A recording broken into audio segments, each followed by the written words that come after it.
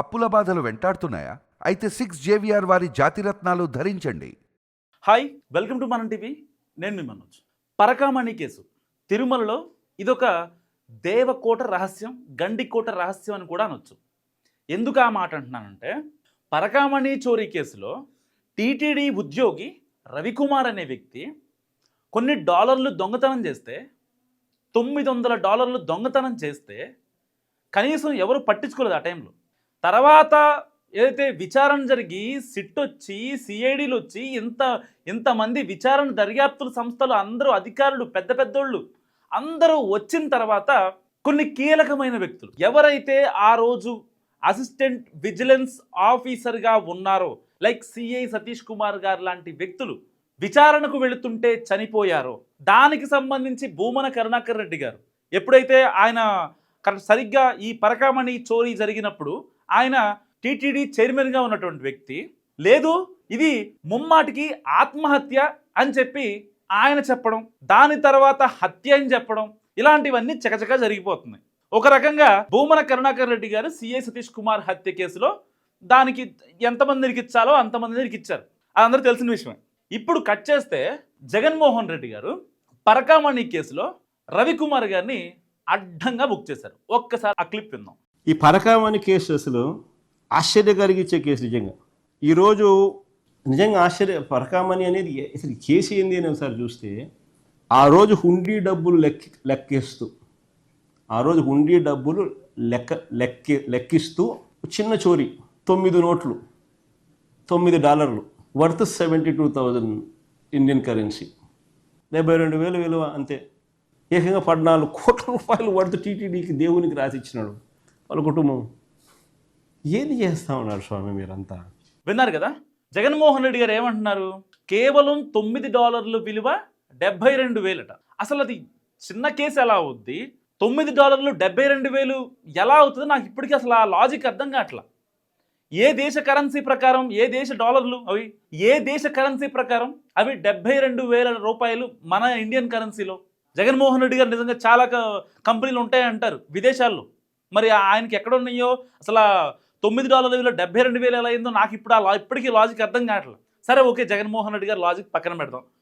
కానీ ప్రభుత్వం విషయానికి వస్తే అఫీషియల్గా జరుగుతున్న ఎంక్వైరీ ప్రకారం $900 72,000 రూపాయలు ఆయన మీద ఉన్న కేసు. ఇది నాకు తెలుస్తుంది, మనందరూ తెలుస్తుంది. జగన్మోహన్ రెడ్డి గారు చెప్పేది అది మీన్స్ బ్యాచ్కి ఒకదానికొకటి వెళ్ళిపోతూ ఉంటుంది. కానీ ఇప్పుడు కట్ చేస్తే రవికుమార్ని అడ్డంగా బుక్ చేశారు జగన్మోహన్ రెడ్డి గారు. ఎందుకు బుక్ చేశారు, ఎలా బుక్ చేశారు అంటే, ఈయన చెప్పే విధానం కేవలం $9 లేదు $900 అని ప్రభుత్వం చెప్తుంది, దాని మీద విచారణ జరుగుతుంది. ఇవన్నీ పక్కన పెడితే అసలు రవికుమార్ అనే వ్యక్తి టీటీడీలో ఒక సామాన్య ఉద్యోగి. టీటీడీలో చాలామంది ఉద్యోగులు ఉంటారు.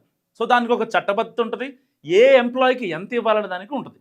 సో దీని ప్రకారం రవికుమార్ గారికి ఒక నెలకి నెట్ ఇన్కమ్ ఒక 45,000 50,000 వచ్చాయనుకుందాం, ఫర్ ఎగ్జాంపుల్ చెప్తాం.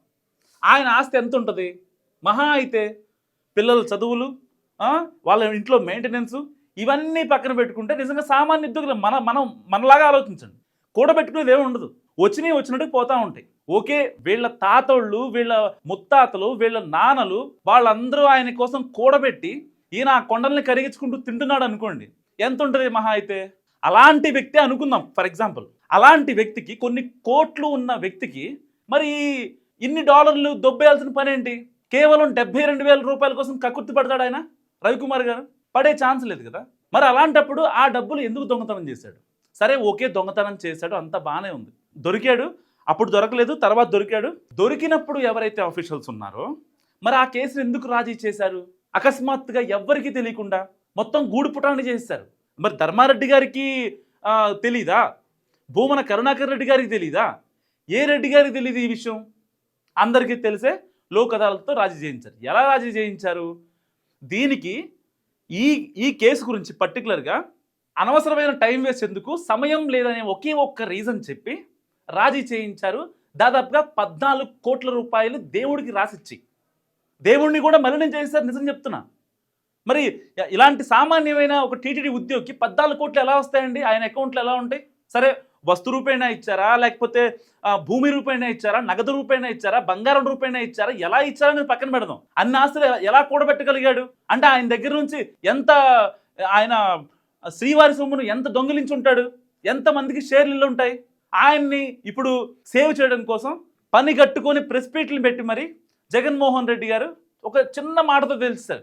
పరకామణి చిన్న కేసు అంటాడు. నిజంగా చిన్న కేసే. హిందువుల మనోభావాలకి అది ఎలా చిన్న కేసు అవుద్ది, ఆయనకి చిన్న కేసు అవుద్దాము. ఎందుకంటే ఆయన మీద నాకు తెలిసి సిబిఐ ఈడీ కేసులు కూడా బోల్డ్ ఉన్నాయి, ఈడీ కేసులు ఉన్నాయి, సిబిఐ కేసులు ఉన్నాయి. ఆయన మీద లక్షల కోట్ల అవినీతి ఆయన పాల్పడ్డాడంటూ ఆయన మీద చాలా కేసులు ఉన్నాయి. మొన్న కూడా ఆయన నాంపల్లి కోర్టుకు వచ్చారు దాని గురించి. అలాంటి వ్యక్తి ఇంత పెద్ద ఇష్యూని పట్టుకొని చాలా చిన్న కేసు అని అనడం ఎంతవరకు సమంజసం ఒక్కసారి ఆలోచించండి. అంటే ఆయన చిన్న కేసు అంటే ఇప్పుడు పరకామణి కేసును మూసేయాలా? దర్యాప్తు సంస్థలు ఏదైతే విచారణ చేస్తున్నాయో అవన్నీ పక్కెళ్ళిపోవాలా? ఎవరిని మ్యానిపులేట్ చేస్తున్నారు అంటే ఇంకా మేము అధికారంలో ఉన్నామని అనుకుంటున్నారా, లేదంటే విచారణ జరపొద్దు అని చెప్పి మాట్లాడుతున్నారా? గుర్తుందా సరిగ్గా సిఐ సతీష్ కుమార్ ఏదైతే ఆ ట్రైన్ దగ్గర యాక్సిడెంట్ అయ్యి కోమలి అనే ఒక సబ్స్టేషన్ దగ్గర ఆయన చనిపోవడం తర్వాత భూమన కరుణాకర్ రెడ్డి గారు బయటకు వచ్చి మాట్లాడతాడు ఆయన్ని ఇటు చేశారని చెప్పి. మరి ఆయనకి ఎలా వచ్చింది ఇన్ఫర్మేషన్? ఇప్పుడు మళ్ళీ రవికుమార్ గారిని జగన్మోహన్ రెడ్డి గారు ఇరుకుని పెట్టే ప్రయత్నం చేస్తున్నారు. మీకు మీరే ఇది చేసుకుంటున్నారా, లేకపోతే ఎక్కడ ఇలకత్తమఫై నడుస్తుంది? ఇక్కడ ఎవరికి అర్థం కాని ప్రశ్న. నిజంగా సాక్షాత్తు మాజీ ముఖ్యమంత్రి జగన్మోహన్ రెడ్డి గారే అసలు పరకామణి కేసు వేస్ట్ అంటే ఇంతమంది అఫీషియల్స్ ఇంత అంటే ఆ దేవదేవుడి యొక్క పవిత్రత కోసం, లేకపోతే అలా ఆ చోట పవిత్రంగానే ఉంటుంది ఏదైనా సరే అనే నమ్మకం, హిందువుల యొక్క నమ్మకం అవన్నీ పోతున్నట్టే కదా. అంటే ఇక్కడ నాకు అర్థమైన విషయం ఏంటంటే, ఇది అనొచ్చు అనకూడదు నాకు తెలీదు. అంటే హిందువుల మనోభావాలు, హిందువుల దేవుళ్ళ మీద, హిందూ వ్యవస్థలు, ఎందుకంటే టీటీడీ అనేది ఒక పెద్ద వ్యవస్థ, అది అలాంటి వ్యవస్థల మీద, హిందూ ధర్మం మీద మీరు ముద్రేస్తారంటే ఎలా చెల్లుతుంది? హిందూ సంఘాలు ఎలా ఒప్పుకుంటాయి? అసలు హిందూ ఎలా ఒప్పుకుంటాడు? నాకు అవన్నీ కాదు. ఒక హిందువు ఎలా ఒప్పుకుంటాడు? మీరు అధికారంలో లేరని తెలిసి కూడా అసలు అది చిన్న కేసు, పరకామణి నథింగ్ అని మాట్లాడితే మీ మీద అన్ని లక్షల కోట్ల అవినీతి ఉంది కాబట్టి ఇక్కడ 14 కోట్లు రాసి ఇచ్చేశాడు, రాజీ అయిపోయిందని చెప్పి అనేస్తే సరిపోయిందా? మీరు చెప్పిన లాజిక్కే కదా జగన్మోహన్ రెడ్డి గారు, ఆయన లాజిక్ ప్రకారమే. మరి 72,000 ఆయన దొంగతనం చేస్తుంటే ఆ డాలర్లు ఏవైతే ఉన్నాయో, మరి అలాంటి వ్యక్తి 14 కోట్లు ఇవ్వడం అసలు ఏ రకంగా లాజిక్? ఎలా ఇస్తాడు అసలు 14 కోట్లు? ఎవరన్నా ఇస్తారా? ఇప్పుడు ఫర్ ఎగ్జాంపుల్ ఒక సాఫ్ట్వేర్ ఎంప్లాయో, ఒక చిన్న చితక ఉద్యోగం, లేకపోతే రోజువారీ కూలీ చేసుకునే వ్యక్తో దేవుడి దగ్గరికి వెళ్ళాడంటే ఆయన కొన్ని ముడుపులు ఉంటాయి. వాళ్ళ తాతను బట్టి మొగుడు పెళ్ళం కలిసి ఒక 1116లో, చిన్నపిల్లలు కలిసి 516లో, ఇలా రెగ్యులర్గా మనం చూస్తూ ఉంటాం దేవుడి దగ్గరికి వెళ్ళినప్పుడు జరిగే ప్రక్రియ అంతా.